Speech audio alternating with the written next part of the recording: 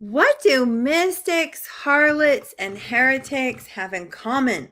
Why on earth would we have them all in one conversation? And how do they all show up inside of you?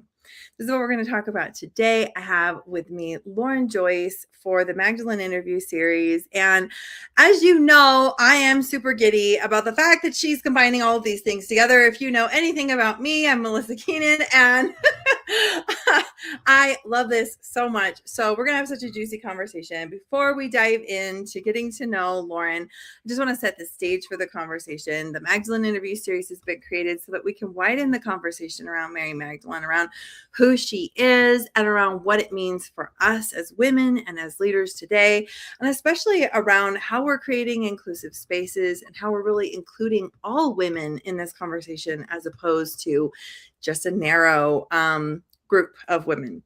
Mm-hmm. So this is what we're creating, and I've created this also in conjunction with the Magdalene Pleasure Pilgrimage that I'm leading in the south of France in September. And so if the conversation resonates with you, if you're finding yourself feeling called to go and feel the land and feel the codes and do some more of this inner work for yourself, we'd love to have you join us. Please reach out and DM me, and we'd love to have you join us in September. Okay, without further ado, let's dive into this conversation. Lauren, will you please introduce yourself and tell us a little bit about who you are and what you do? Yeah, absolutely. So I'm Lauren Joyce, founder of The Magnetic Woman and a Magdalene Priestess, and I help women reclaim their feminine power. And when I say feminine power, I mean true feminine power, not the trad wife bullshit that we're fed as this idea of the feminine, but reclaiming feminine power through pleasure. So I grew up Catholic. I went through 10 years of Catholic school. And my family was not very religious, but my parents were both raised Catholic and everybody went to Catholic school and all the things. So growing up, anything I learned about Mary Magdalene was that she was a prostitute, which is ironic given the fact that the Catholic Church stopped holding that position in the 1960s, but that's what was still being taught in the 90s, right?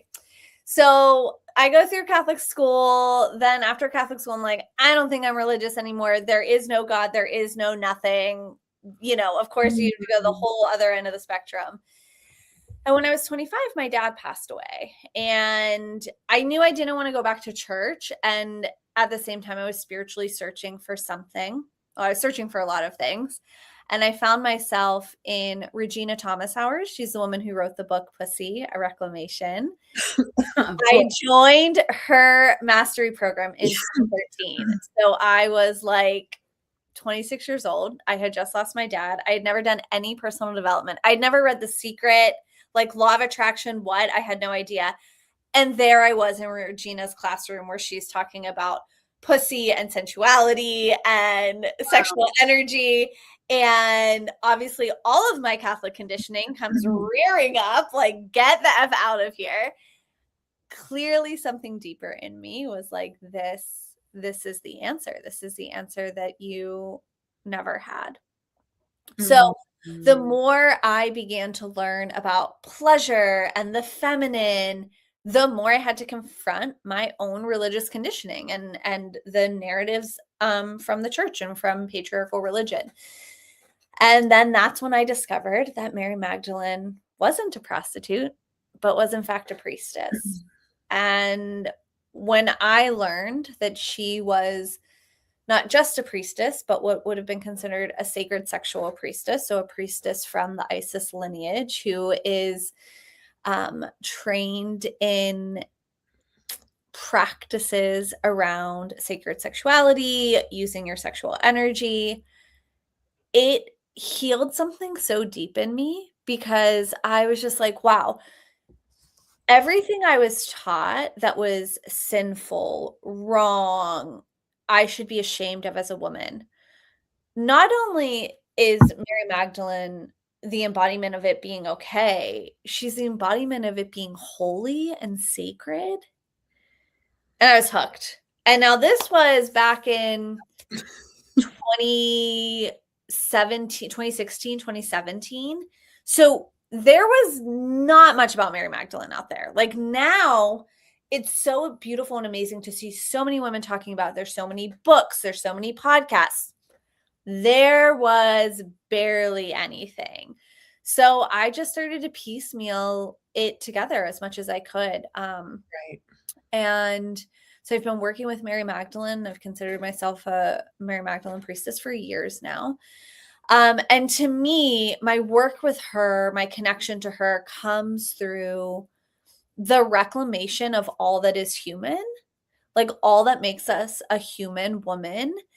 And especially the things that are taboo, wrong, shameful, sinful. Um, and so for me, my work with Mary Magdalene, my path of devotion with Mary Magdalene is that of pleasure. Wow, that's beautiful and Yep. beautifully shared. I see a lot of my own journey Mhm. reflected in what you just shared. Um and I also know there's so many paths to what I guess I want to say what allows us to access that sacred sexuality and also what prevents us from accessing sexuality or even feeling like it's sacred or anything we want anything to do with, which I have some more questions for you around that as we Okay. dive Yeah. in a little bit deeper.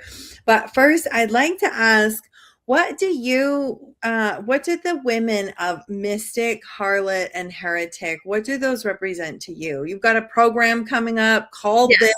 and I was like, I freaking love this title.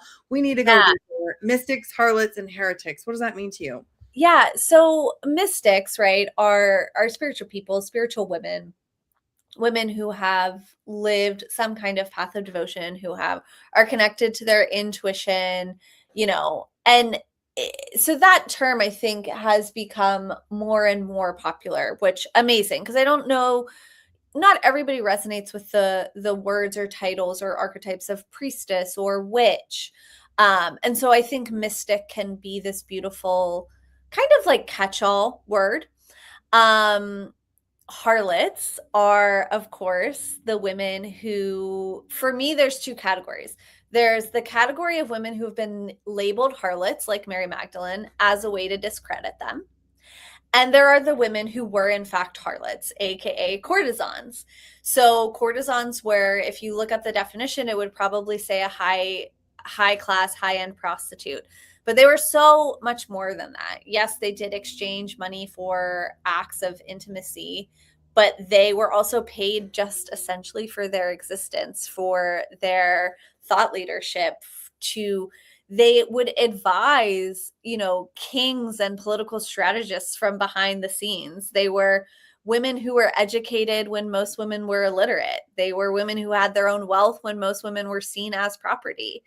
Um, and they owned their sexuality as much as they could for like the 14th through 16th, 18th century, in the patriarchy. And What heritage. what culture are you referring to about all of that? Yeah, I mean, so courtesans or a type of courtesan you will find all over the globe, right? So Hmm. in Japan, they would have been known as geishas. But the term courtesan and the ones that I, Mm. work with archetypally and are from Western Europe in the 15 to 1800s. So typically France and Italy. And there's famous ones out of England as well. And then heretics, right, again, is a label used to say anything that goes against the dogma of the church. So oftentimes that is women's thoughts, women's spiritual leadership. And as I said, I grew up Catholic. And of course, when you're Catholic, you learn a lot about Catholic saints. And I had this realization within the last year, thinking about Catholic saints and how many, I would imagine, of the women who are Catholic saints. So often they were nuns, and then to become a Catholic saint, there has to be like miracles proved to have been performed, through prayers to you. And I was like, wow, how many of those women probably would have been priestesses if that option would have been open to them? But because the Catholic Church and the Christian Church controlled the majority of the world, the only way to live out their spiritual path, and often a lot of them were mystics. They had visions. They, taught about things that weren't taught in the church, but being a nun or being within Catholicism specifically protected them from being accused of being a witch or being killed. So I think that there's a reclamation that we get to have for what has been negatively labeled, like negatively labeled mystics, harlots, heretics, when in reality it is this wisdom of the feminine that we've been told is so dangerous. It's forbidden. It had to be hidden from us. It had to be oppressed. It had to be suppressed. So for me, again, as a pleasure priestess, that's why I believe courtesans and harlots, actual harlots, are like should be honored, revered, and learned from just as much as mystics or priestesses or goddesses. Like, and again, there are women, of course, Mary Magdalene being one, who was labeled a harlot as a way to discredit her. But the only reason why she was labeled that is because there's such a connotation for that word. I am so grateful to hear you say this. So often people even on this show will get on here and be like, prostitute, but she was not a prostitute. And we all know, and still in that energy. And I'm like, it's very challenging for me to listen to that. And oh my gosh, my mind is pinging with 7 million things with everything you just said. I have that effect on people. We just in Embracing Your Arrows, we had a book launch earlier this year called Embracing Your Arrows. And in that book, a woman is a sex worker right now and wrote from her experience. And like, it was so powerful and it was so inspiring to talk to her and to like sit in that space. I, like you, come from a previous Christian religion where I was really trapped up in purity culture. And like the idea of sitting at the feet of someone who is a sex worker and asking myself, what medicine does this person carry that I could gain from, that I could learn from? Absolutely. It is so different than how I was raised. And nevertheless, like the medicine just flows and flows. And I just like, it makes me sick that like this narrative still exists. And the main reason why she got the courage to write her story in this book, which she wrote under a pen name, completely understandable. But the main reason she has the courage to do that is because she wants to speak to rights for sex workers. And she wants to speak to the confidence for sex workers of like, hey, you are still a whole human and you deserve to have all the rights that, everyone else. And that's not always the case. And so like, this was the launch of her into activism as a sex worker. And I just like, so thank you for saying all of this. Of course. And I think the thing is like, Mary Magdalene was wrongfully labeled a prostitute. And I do think that there is kind of like a righteous rage around, oh, you mislabeled a woman as a way to discredit her, and kind of that like she is not. And there can also be a baseline respect for sex workers, modern day sex workers. And the thing that like, and this is again such an area of interest of mine, it's a lot of what I teach, a lot of where my work comes from. Prior to patriarchal religions and specifically Christianity, there were sacred sexual priestesses. There were priestesses. I was wondering if you were going to go there. Here we go. Girl, please, my favorite topic. There were priestesses who men would come to the temple and pay to have sex with them because they were seen as the embodiment of the goddess. This was a revered position in ancient society. These women held power, wealth, status. They were seen as the embodiment of the goddess. And paying to have sex with them was seen as like a sacred offering, right? And now simultaneously, there was also, for lack of a better word, common prostitution, right? At the same time in ancient societies. So you have sacred sexual priestesses. You probably also have some version of a courtesan. It was probably a different name, some kind of higher end person. And then you have the common prostitutes. And when patriarchal religion decided that, it was so insecure with women being in power that it had to try and erase all of it.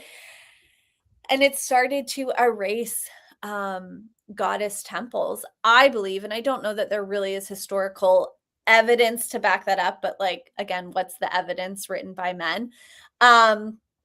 I think that they probably went after the sacred sexual priestesses first, because the best way to control women is to control us through our sexuality, which is why I believe patriarchal religion makes female sexuality not just wrong, but a sin. It makes it this moral failing that is destiny, like that is having you be destined to an afterlife of suffering. Yeah.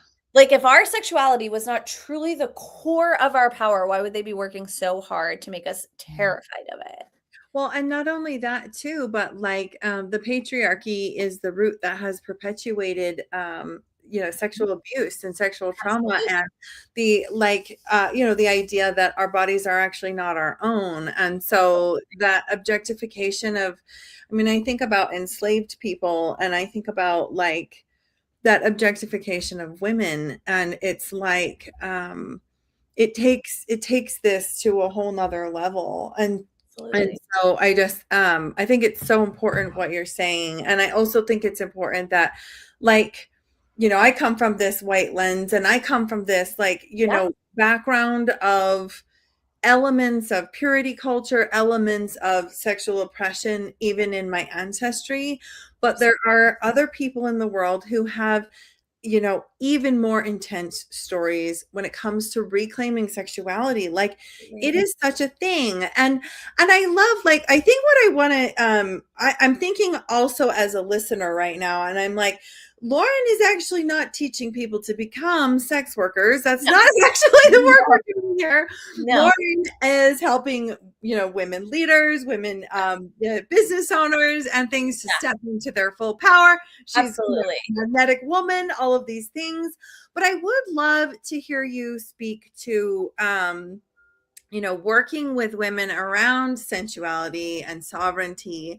How do you intentionally create space for women whose lived experiences around sexuality and trauma and ancestry and the body may be very different from your own? Because I think this matters so much. And I see a lot of really well-intentioned white women who just only speak as if, my lived experience is it's that centering of whiteness, right? Like, how do we get that? And I'm asking this question, I want to like preface, like, I'm asking this from a place of like, I am actively working Of these course. skills as well, and learning all the time.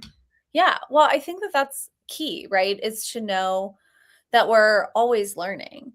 And I am very upfront with like, this is my lived experience and XYZ is not my lived experience. And I also, have been doing this for a long time.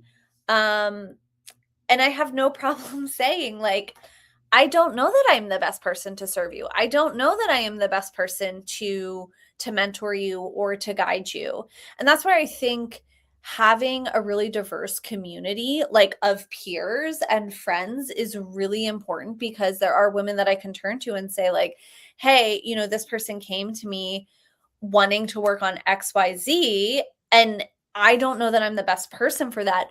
Do you have anybody that you would recommend? Do you know anybody that might be, more aligned for them? So I think the first is to like have it be okay that you aren't going to know everything.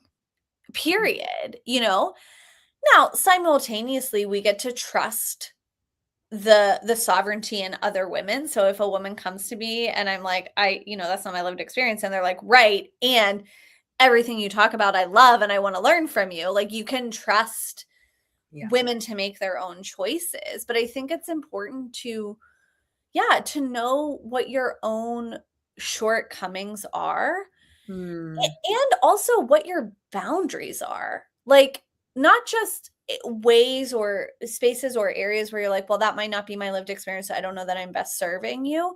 But also, like, at this point, I don't think I would best serve somebody who's just starting out on a spiritual journey.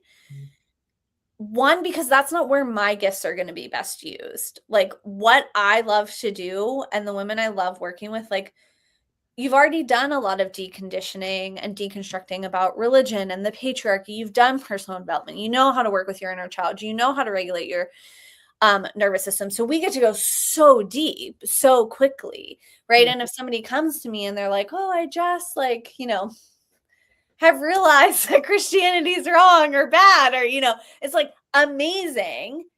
And I know I'm not going to enjoy hand holding them through deconstruction, So I think that it's like, yes, knowing your own limitations and knowing what your boundaries are as well, knowing what you like to talk about. And I've been talking recently a fair amount around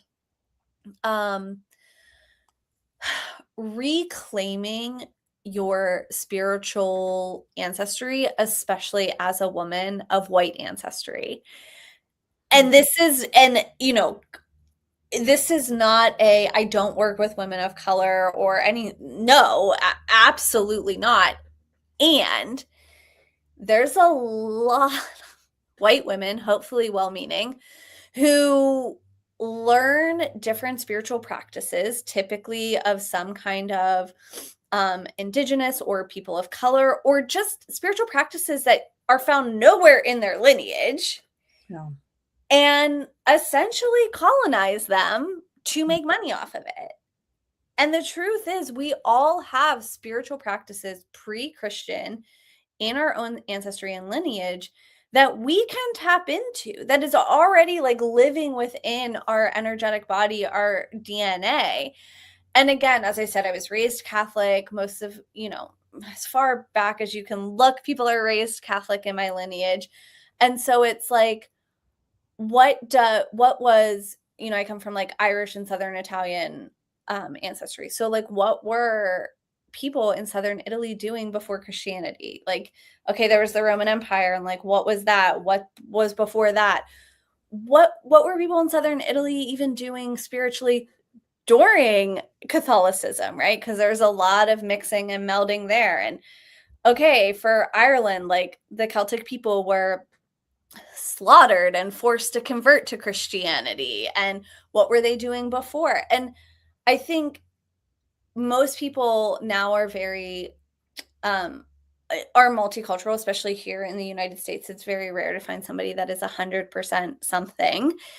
So for me, like my spiritual practice and journey recently has been picking things from different aspects of my spiritual ancestry to be like, this is really resonating with me right now. This is really resonating with me right now. And to me, that's my unique feminine wisdom, my unique feminine magic. And I believe that we all have a unique, like, imprint of feminine wisdom and magic that we're meant to bring through. Even and especially those of us working with Mary Magdalene, I think every single woman working with Mary Magdalene has her own facet, aspect, resonance of the Magdalene lineage that she's here to bring forward. And for me, part of that is that ancestral healing spiritually.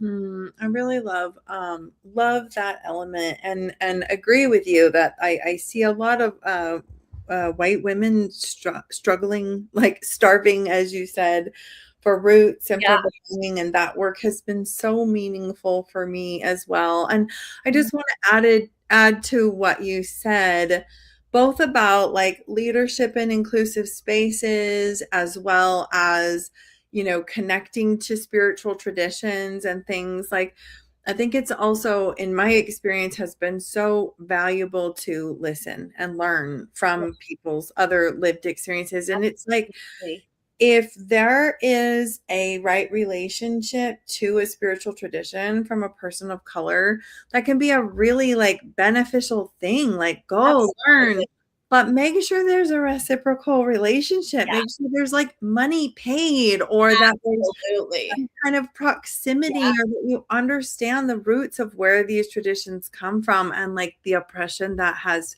happened for this spiritual gift to be handed to you at this time. Well, and I think that there's a lot to be said, quite frankly, for education, like, and Yeah. for self-education, learning.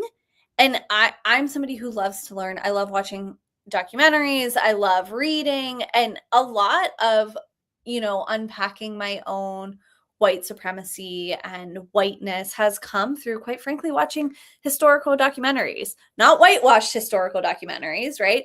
But historical documentaries, or, you know, if you're really serious about it, it's like you have to decenter your own whiteness and read and learn from people of color. And that could be reading a biography of a woman of color, watching a documentary about, slavery. And I think it's important for a few things. One, knowing it's going to be uncomfortable. It's going to be confronting. It's going to bring up a lot of emotion in you, and like, okay, great. Be an emotionally responsible adult and figure out how to, work through that. Yeah. And two, knowing like a few things. For me, it's like at the end of the day, you have to know yourself. And it's like, there's so much that I don't know. And you have to be uncomfortable being essentially like ignorant or naive or misstepping or potentially offending somebody unknowingly, right? And coming back to like, I also know who I am, that I would never maliciously Yeah. offend somebody. I would never on purpose try and hurt somebody with my words or actions. If my words or actions hurt somebody, right? It's like, okay, why? Why did I do that? Yeah. And so I think it comes down to having emotional regulation tools, having a community and support, and other peers and friends who are doing similar things and similar work, where you can talk to like women of color and white women, right? Like, oh my gosh, I just learned this XYZ, like, this is really uncomfortable. This is really heavy. Like, I don't know what to do. And like, oh my gosh, have I hurt people in the past by just like not knowing this, right? Mhm. Because it's also not on women of color to be our emotional support system as we unpack our own internalized white supremacy, and colonization and capitalism, right? Yeah. And so I think making sure you have the correct resources for yourself as well, and giving yourself permission to continually learn. Like, unfortunately, with social media and the internet, I think that there is this idea and expectation of consistent and constant perfection. Yeah. There is no error of margin, no ability to mess up. So many people are ready to rip you off the pedestal that they put you on. And you have to separate yourself from it. You know what I mean? You have to give yourself the grace to be human and to mess up. And it's fascinating. I mean, for me, in my experience, it's like the human is what's the most spiritual. The more I Absolutely. delve into my spiritual practice, the more I'm like, it feels way more integrous to hold the unknown and to Absolutely. hold the I'm still a beginner forever like Absolutely. attitude than it is to pedestalize anything. And even, we were just talking about this in the last episode, but like this idea of what is perfection, it really is rooted in white supremacy. It's this like Totally. image of, yeah. So I have to say, I really appreciate everything that you just shared, and just Yeah. the way that you hold your work. And Yeah. it's been surprising and delightful as I go through this journey of kind of, unraveling Yeah. what I once was and stepping into, deeper values and things, and like that this bridge of spirituality intersecting with race conversations and things is so rare. And so I want to thank you for where you're at in your work and in your journey, and just all that you've brought to this conversation. It's so Yeah. fun to talk to you because I feel like in many, many points we see things very similarly, and this Absolutely. conversation around pleasure in spirituality and just showing up so boldly and unapologetically. So I love what you shared. I want to ask one last question before we wrap up today, which is just if you knowing this is a Magdalene show, Yeah. and just kind of tapping into that place in yourself, what do you feel like the one thing is that Mary Magdalene would want women to know today? Yeah. So this reminds me of a story. I had just led my own Magdalene pilgrimage to southern France, and while I was there, I bought these oils, right? Like anointing oils. So after I was in France, this was also right after I ended my last relationship. So I was like, I'm just staying in Europe. So I go to Italy. And if you've been to Italy, if you know Italy, I mean, through most of Western Europe, but Italy especially, there's a church everywhere, right? So I found myself staying in an Airbnb next to a church, which is, when I say next, like across the street, but when I say across the street, I mean, we're talking, these are not big streets. So it's Sunday morning and I am awoken to mass. Now, again, when you're Catholic, mass is the same, right? That is one thing, as I said, like boomeranging back to Catholicism, the ritual of mass, knowing that it's all the same. Beautiful. So mass is happening in Italian, but I know exactly what's happening in the mass because it's a Catholic mass. And I decide I'm going to be a cute little rebel. And I'm like, let me get my anointing oils and I'm going to do a self-pleasure practice with my Mary Magdalene oils while this mass is happening next to me. Okay?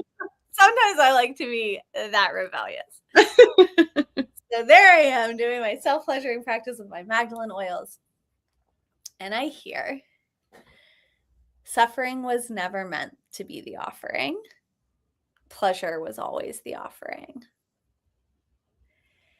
And so when I think of what I want women to know or think of when it comes to Mary Magdalene is, imagine if you didn't see your suffering or pain as your offering to the divine. That's so patriarchal. The more you suffer, the more you prove through suffering, through pain, then the more quote unquote worthy you are of something good after you die.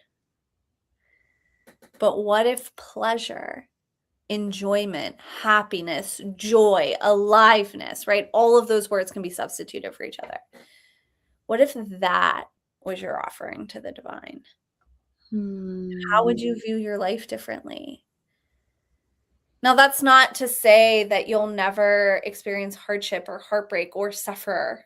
No, that's part of the human existence. Mm-hmm. But what if you didn't define your identity, your worth, your goodness, your spirituality through how much you're suffering, but through how much pleasure you're experiencing? Yum, yum, yum. Thank you for sharing that. That was the most epic way to round out this conversation. Thank you. Wow. I like the image of like, oh my God. I just love that so much. Yeah. And then it moved me to tears, that message. Yeah. Gosh, because that is and deconditioning and changing that. Oh, it is such an intimate work within oneself. And It's so important what you're doing.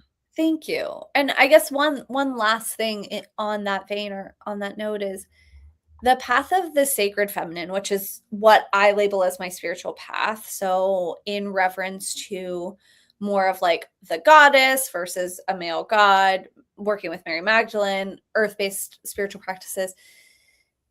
It's a path of continual becoming. There is no arrival. Mm-hmm.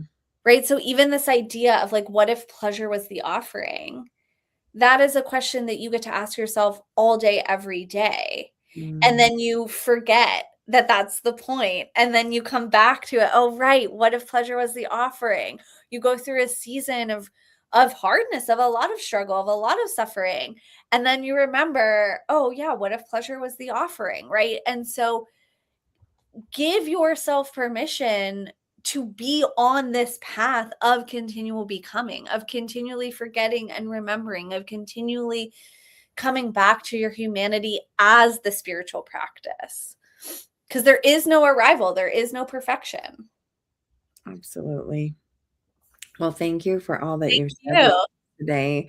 Thank you to those of you who've tuned in, or if you're watching this on replay, we'd love to hear your thoughts in the comments. Please let us know what you're thinking and feeling. And Lauren, you are running some big things. Why don't you make an invitation to my thank you. Thank you. Okay. So as I said, I have my Mystics, Harlots, and Heretics, which consider this like mystery school meets Goddess church. So we meet every other week, and every other week we focus on a mystic, harlot, or heretic, where we learn about them. We do somatic practices to activate their transmissions. So this Friday is none other than Mary Magdalene. I'm also leading my own Magdalene retreat at the end of September, and I do in-person one-on-one intensives called Legacy Intensives, which is a 3-day experience. And we travel to places like Rome and southern France, and we do this beautiful mix of bringing forward your next body of work or your legacy work through strategy, but also ritual and kind of this like reclamation of the forbidden and lost feminine in these spaces. So those are the things I have right now. And of course, feel free to just message me on social media. I love meeting new people and chatting. So cool. And yeah, we discovered that Lauren's running her retreat to south of France. Like, I think we have like a day overlap or something. Yeah. Like right after yours. So, so cool.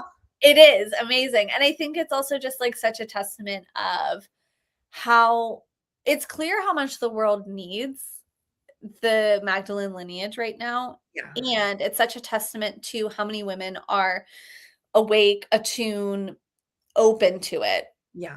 That there are so many options, and I have a lot of friends who are Magdalene priestesses and do Magdalene work. And the beautiful thing is none of us see each other as competition, because again, we each have our own transmission. And while some of those transmissions overlap, like we work from our own lived experience, our own spiritual ancestry, our own, embodied practices day in and day out. And so also, if you're on this journey with Mary Magdalene, it's like, it's okay if you're following a bunch of us that sound the same in a lot of ways, or you know what I mean? Like you get to take something from everybody too. So yeah, absolutely.